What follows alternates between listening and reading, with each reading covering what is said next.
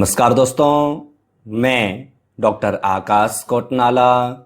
इस लेक्चर में हम छंदों के बारे में चर्चा करने वाले हैं। जानेंगे छंद किसे कहते हैं, छंद शब्द का तात्पर्य, इसमें वर्णित वर्ण हो, मात्रा हो, यति हो, गति हो, तुक हो, ये क्या होते हैं, कैसे इन्हें समझा जाता है और इन सब का प्रयोग हम छंद के अंतर्गत किस प्रकार से करते हैं, ये सब विषयों के ऊपर हम यहाँ पर चर्चा करने वाले हैं। इससे पूर्व के लेक्चर में हमने अनुष्टुप छंद की चर्चा की, जिसके अंतर्गत हमने जाना कि अनुष्टुप छंद क्या है, इसकी रचना कैसे होती है, इसके उदाहरण क्या हैं, परिभाषा क्या है। तो वहाँ पर हमने अनुष्टुप छंद को अच्छे ढंग से समझने का प्रयास किया था। वहाँ पर मैंने कहा भी था कि हम छंद के बारे में भी चर्चा करेंगे, तो यहाँ पर हम छंदों को अच्छे ढंग से यहाँ पर समझने का प्रयास करेंगे। प्रथम जान लेते हैं कि छंद किसे कहते हैं। तो हमें ध्यानपूर्वक समझना है कि अक्षर हो या फिर अक्षरों की संख्या हो या फिर मात्राएं हो, गणना हो, यति एवं गति, इन सब को जब हम क्रमबद्ध तरीके से लिखते हैं तो वो छंद कहलाता है। आपने देखा होगा, अगर आप श्रीमद् भगवद गीता ग्रंथ पढ़ते हैं या फिर अगर आप कोई भी ग्रंथ पढ़ते हैं, चाहे वो हिंदी साहित्य का हो, यानी कि जितने भी पद्य हैं जब आप उन्हें पढ़ेंगे, या फिर संस्कृत साहित्य के जितने भी श्लोक इत्यादि हैं, जो कोई भी रचना की गई है पद्यात्मक रूप में, उन सब में जब आप देखेंगे तो वहाँ पर आपको एक चीज समान दिखाई देगी। वहाँ पर जो वर्ण होंगे, वहाँ पर जो अक्षर होंगे, वहाँ पर जो यति होगा, वहाँ पर जो गति होगी, उन सब का वहां पर विशेष ध्यान दिया जाता है। जैसे कि हम कोई श्लोक भी पढ़ते हैं, धर्म क्षेत्रे कुरुक्षेत्रे। अब देखें, क्षेत्रे क्षेत्रे दो बार आया हुआ है। समवेता युयुत्सवः मामकाः पांडवाश्चैव किम कुर्वत संजय। तो अंतिम जब आप देखेंगे, अंतिम अक्षर में भी मिलान हमें देखने को मिलता है। तो जब हम कोई भी छंद की रचना करते हैं या फिर जब हम कोई भी छंद पढ़ते हैं तो डायरेक्ट हम ऐसे ही उस छंद की रचना नहीं करते। वहां पर अक्षर हैं या फिर अक्षरों की संख्या है या फिर मात्रा है, गणना है, यति है, गति है, इन सब का विशेष ध्यान दिया जाता है। और जब इन सब को ध्यान में रखते हुए कोई रचना की जाती है तो उसे छंद कहते हैं। अब छंद कौन कौन, जैसे कि चौपाइयां हैं, दोहा है, शायरियां हैं, श्लोक इत्यादि हैं, है ना। तो ये सब इसके क्या है, एग्जाम्पल हैं। समझ में आया? तो ये हमें यहां पर विशेष रूप से यहां पर ध्यानपूर्वक समझना है। आगे हम इस विषय को और अच्छे ढंग से समझने का प्रयास करेंगे। अब यहां पर प्रथम हम छंद शब्द का तात्पर्य देखते हैं, अर्थात छंद शब्द का अर्थ क्या है। तो ध्यान दीजिएगा, जो छंद शब्द है ना, यह चद धातु से बना है। मैं बार बार कहता हूं, संस्कृत में अनेकानेक धातुएं हैं, जिसको कि हम धातु पाठ कहते हैं। कोई भी शब्द किसी न किसी धातु से निकला हुआ है। गम है, खद है, योग है। हम कहते हैं ना योग, तो युज धातु से बना हुआ है। गम है ना, जाना गम धातु से बना हुआ है। तो ऐसे एक नहीं, खाने के रूप में खद धातु। तो जितने भी शब्द हैं सबके सब किसी न किसी धातु से बने हुए हैं। तो यहां पर जो छंद शब्द है ना, यह संस्कृत के चद धातु से बना है, जिसका अर्थ क्या होता है, खुश करना, प्रसन्न करना। और छंदों का प्रयोग हम करते भी कहां पर हैं, जहां पर किसी को प्रसन्न करना हो या फिर किसी को नहीं भी प्रसन्न करना हो, स्वयं को, अपने मन को प्रसन्न करना हो, तो वहां पर भी जब हम श्लोक हैं, शायरियां हैं, दोहा हैं, चौपाइयां हैं, इन सब का जब हम प्रयोग करते हैं तो उससे एक प्रकार की प्रसन्नता स्वयं के मन में भी झलकती है और दूसरा जो व्यक्ति जो सामने बैठा है उसे भी वह प्रसन्नता प्राप्त होती है। तो इसीलिए कहा कि जो छंद है, छंद शब्द का तात्पर्य है खुश करना, प्रसन्न करना, है ना। हम सब इन सब का प्रयोग करते भी हैं, व्यवहार में हम इन सब का प्रयोग करते भी हैं। तो ये छंद शब्द का तात्पर्य है। देखो, आप कहेंगे कि ये योग के चैनल में ये सब छंद छुंद कहां से आ गए। ये सब कहीं ना कहीं आपके योग के क्षेत्र में काम आएगा। खास करके अगर आप उत्तराखंड संस्कृत यूनिवर्सिटी के छात्र हैं, अपने कॉलेज के छात्र हैं, तो आपने देखा होगा एक प्रश्न पत्र आपका संस्कृत का वहां पर आता है। तो आप उसे तभी तैयार कर पाएंगे जब आपको ये सारी चीजें आती हो। वहां पर यही सब प्रश्न पूछे जाते हैं। छंद है, संस्कृत की गिनतियां हैं, पूरा सिलेबस मैंने आपको दिया है, एप्लीकेशन पर भी दिया है और चैनल पर भी दिया है। आप वहां पर अच्छे ढंग से समझ सकते हैं। तो छंद शब्द का तात्पर्य क्या है ये आप यहाँ पर जान चुके हैं। अब ये ऊपर आप जितने भी देख रहे हैं जैसे कि वर्ण, मात्रा, यति, गति, तुक, इन सब को भी हम यहाँ पर डिटेल में जानेंगे, जिससे कि आपको समझ में आ जाए कि छंद का प्रयोग अर्थात छंद के अंतर्गत इन सब का प्रयोग कैसे और क्यों किया जाता है।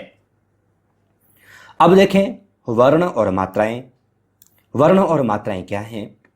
तो कहा कि मुख से निकली हुई ध्वनि को बताने के लिए निश्चित किए गए वर्ण कहलाते हैं। वर्ण दो प्रकार के होते हैं, एक ह्रस्व होता है या फिर दीर्घ होता है। भाई हम कुछ भी अगर जो हम बोलते हैं, हम जो कोई भी ध्वनि अपने मुख से निकालते हैं तो कहा कि वह सब क्या है? वर्ण है। मैं कुछ भी बोल रहा हूं तो ये वर्णों का ही तो मिलन, वर्णों के मेल से अक्षर बन रहे हैं और वो मैं आपके समक्ष बोल रहा हूं, है ना, जिसको कि हम बाद में वाक्य भी कहते हैं। ये खैर एक अलग विषय है, इस सबके मिलन से फिर वाक्य का निर्माण होता है। तो कहा कि मुख से निकलने वाली ध्वनि को बताने के लिए निश्चित किए गए वर्ण कहलाते हैं। अब ये वर्ण कैसे होते हैं? या तो ह्रस्व होंगे या फिर दीर्घ होंगे, है ना। जैसे कि मैंने कहा कि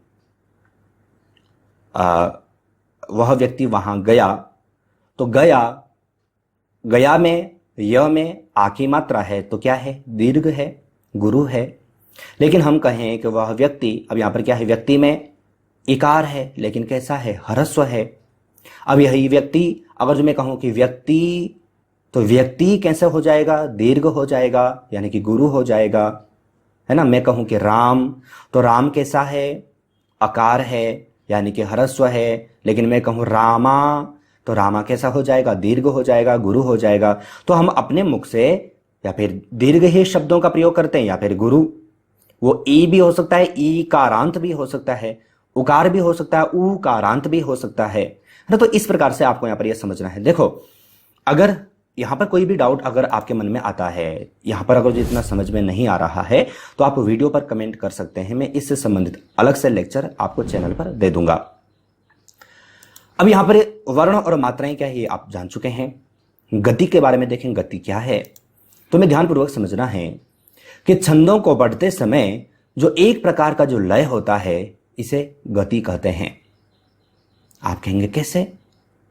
तो जैसे कि हम कोई छंद पढ़ रहे हैं, एग्जाम्पल जैसे हम कोई श्लोक पढ़ रहे हैं, कोई चौपाई पढ़ रहे हैं, लेकिन अगर हम उसी को तीव्र गति से पढ़ें, उसकी जो लय है वह तेज तीव्र करें, तो वह क्या है? गति है। या फिर उसी को हम मंद गति से पढ़ें, है ना, अति मंद गति से पढ़ें, तो यह सब क्या है? यह सब गति कहलाता है। जैसे कि मैं कहूं धर्म क्षेत्रे कुरुक्षेत्रे समवेता युयुत्सव, यह गति कैसे है? मध्यम गति है।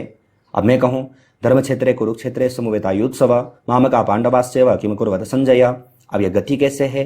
तीव्र है ना। तो इस प्रकार से आपको समझना है। इसीलिए कहा कि छंदों को पढ़ते समय जो एक प्रकार की लय होती है इसे ही क्या कहते हैं? गति कहते हैं। वर्ण और मात्रा समझ में आया, गति समझ में आया। अब यहां पर हम यति को समझते हैं। अब यति क्या होता है? तो कहा कि छंदों के बीच में जो हम विराम लेते हैं या फिर विश्राम लेते हैं, जो विराम या फिर विश्राम लेने की जो स्थिति होती है उसे ही क्या कहा जाता है? यति कहा जाता है। जब जब हम छंदों का उच्चारण करें, चाहे वो चौपाई हो, चाहे श्लोक हो, चाहे कोई शायरी हो, तो जब जब हम इन सब का उच्चारण करते हैं और बीच में जब हम विराम लेते हैं, रुकते हैं, उसे यति कहा जाता है। एग्जाम्पल, जैसे कि कहीं पर आपने कॉमा लिखा हुआ देखा होगा, कहीं पर कोई कॉमा आ जाता है तो वहां पर हम क्या करते हैं? विराम लेते हैं, रुकते हैं। फुल स्टॉप आ जाए वहां पर भी हम रुकते हैं। खास करके जब आपने श्लोक देखे हों तो श्लोक जब एक लाइन आती है प्रथम चरण में, वहां पर हम रुकते हैं। फिर चतुर्थ या फिर द्वितीय चरण में अगर जो कोई लाइन आती है, 2 लाइन आती है, तो वहां पर भी हम रुकते हैं, है ना। तो ये सब क्या है? यति हैं, जहां पर हम विश्राम लेते हैं। कहीं पर प्रश्न चिन्ह लगा होता है तो वहां पर भी आप रुकते हैं, है ना। ऐसा तो है नहीं कि आप प्रश्न चिन्ह का उच्चारण करते ही आप सीधे आगे के शब्द का आप उच्चारण करने लग जाएं। भैया अगर जो मैंने कहा कि वह वहां गया, तो गया प्रश्न चिन्ह यहां पर लगा, मतलब मैंने आपसे पूछा कि क्या वह वहां गया, तो प्रश्न चिन्ह लगा, तो थोड़ा हम यहां पर विराम लेते हैं। और उसी प्रकार से उद्गार चिन्ह संबोधन का, मैं कहूं कि हे राम, मैं आपको पुकार रहा हूं, मैं आपको संबोधित कर रहा हूं, तो यहां पर भी हम क्या करते हैं, विराम लेते हैं। कभी भी ये सब आपने गद्य के अंतर्गत भी देखा होगा, मात्र पद्य के अंतर्गत नहीं। जब कभी भी गद्य लिखे जाते हैं, अगर जो कॉमा आ जाते तो वहां पर भी हम रुकते हैं, फुल स्टॉप आ जाए वहां पर भी हम रुकते हैं। या फिर जैसे कि यहां पर एक एग्जांपल में यहां पर आपको बता देता हूं, जैसे कि है छंदों के बीच में विराम अर्थात विश्राम की स्थिति जो होती है उसे यति कहते हैं। अब यहां पर क्या है, फुल स्टॉप है। अब यहां पर मेरे रुक गया, क्यों? क्योंकि यहां पर वाक्य पूरा हो गया।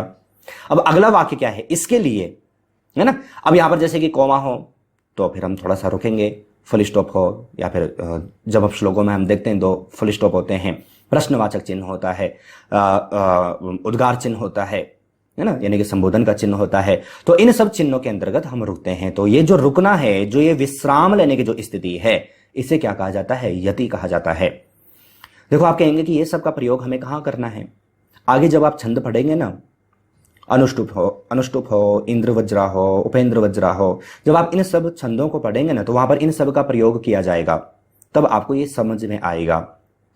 ठीक है, अब यति क्या है ये आप समझ गए। अब अंत में तुक लगाना, तुक मिलाना, है ना। तो कहा कि समान उच्चारण वाले शब्दों के प्रयोग को, अर्थात छंद में पदांत के अक्षरों की जो समानता होती है उसे तुक कहा जाता है। और कहा पद्य प्रायः तुकांत ही होते हैं, तुकांत, है ना।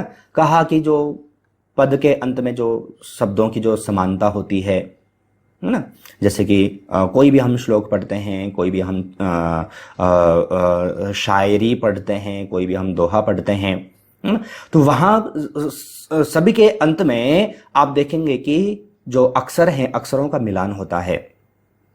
जैसे कि मैं कहूं, एग्जाम्पल मैं बार बार यही दे रहा हूं क्योंकि इससे संबंधित एग्जाम्पल मैंने आगे भी दिए हैं। धर्म क्षेत्रे कुरुक्षेत्रे समवेता युयुत्सव। अब युयुत्सव में आप देखेंगे पदांत युयुत्सव, है ना, व में अ, फिर युयुत्सव, धर्म क्षेत्रे कुरुक्षेत्रे समवेता युयुत्सव, फिर मामकाः पांडवाश्चैव किम कुर्वत संजय। अब यहां पर दोनों में आप देखोगे, दोनों में अकार अकार है अंत में, है ना। कई जगह पर आगे आप देखेंगे एग्जाम्पल आकार आकार होते हैं। तो ये जो है इसी को क्या कहा जाता है, इसी को कहते हैं तुक। जो जहां कहां पर होता है, छंदों के पद यानी कि अंत में होता है, और अंत में ये जो अक्षर होते हैं इनमें जो समानता होती है, इन्हीं को क्या कहते हैं, तुक कहते हैं।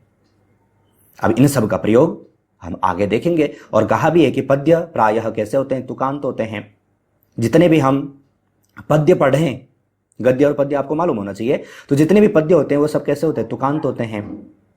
उनमें तुकांत यानी कि तुक अंत में होता है ना। तो ये यहां पर आपको समझना है। आशा है आप समझ चुके होंगे। इस लेक्चर में हमने छंद क्या है, छंद शब्द का अर्थ, वर्ण किसे कहते हैं, मात्राएं किसे कहती हैं, यति किसे कहते हैं, गति किसे कहते हैं, तुक किसे कहते हैं, ये सब के बारे में जाना। आशा है आप समझ भी चुके होंगे। इन सब का प्रयोग हम आगे के लेक्चर्स में यानी कि छंदों के अंतर्गत करने वाले हैं, आप उन्हें भी देखिएगा। इससे संबंधित कोई प्रश्न अगर जो आपके मन में हो तो आप चैनल पर कमेंट भी कर सकते हैं। एप्लीकेशन पर यह लेक्चर देख रहे हों तो आप चैट सपोर्ट पर अपना प्रश्न रख सकते हैं, है ना। तो इस लेक्चर में इतना ही। अन्य लेक्चर के साथ आप सभी से पुनः मुलाकात होगी, लेकिन तब तक आप अपना और अपनी फैमिली का बहुत ख्याल रखिएगा। बाय।